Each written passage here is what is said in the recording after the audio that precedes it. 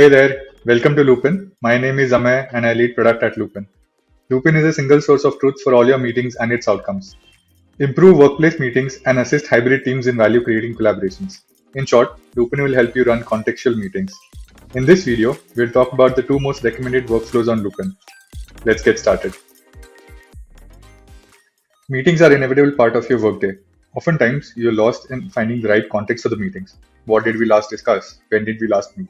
What are the pending tasks? The meeting widget on the top refers to your ongoing or upcoming meetings. Before starting any of your meeting, Loopin provides you a quick recap of what was discussed in your previous meeting. Just hit the recap button and you'll see all the discussion points from your previous meeting. If there are any pending action items, you could start with that context.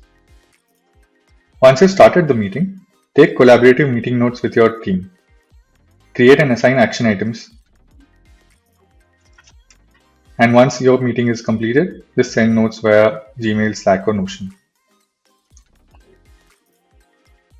You can expand or collapse this note using the arrow icon or simply enter into the meeting workspace to get a focused view. In the meeting workspace, Loopin has enabled meeting automations for you. For Slack, you can select a Slack channel, set a time after which you want to send the meeting minutes, and just click Save. To create a private note, click on the private note button and start creating a private note. Once you've taken the private note, you can share it by clicking on the share note button, and these notes are shared with the team to collaborate on. Now let's head over to the second recommended workflow.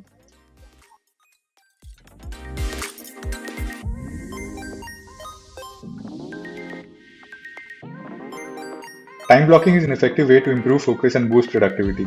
Head over to your task section. Loopin will triage all your tasks from multiple sources to help you plan better.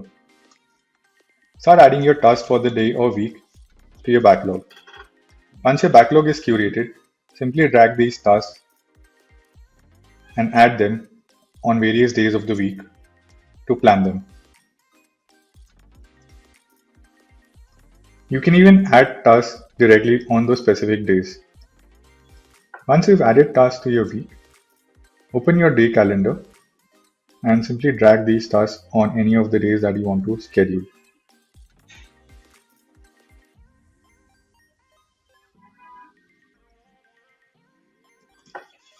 You can even block time to do your task by going to the plan page, head over to your backlog, and drag these tasks on calendar. And Loopin will block time for you to perform these tasks. To set a recurring task, click on the task menu and set the recurrence of these tasks. Once you've completed these tasks, check them off to clear your list. If you're interested to know how you spend time in meetings, check out the Loopin analytics on today's page. That's about it, folks. Thanks for watching. If you have any questions, reach out to us via the help chat and we'll be happy to help.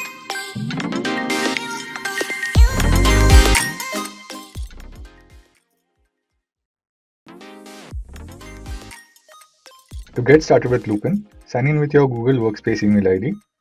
Check the box for calendar permissions.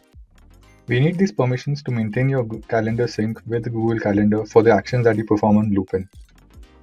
And click Continue.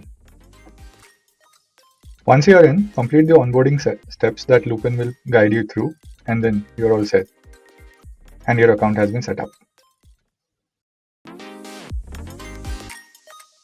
To schedule your task, access the day calendar and drag a task to a suitable time.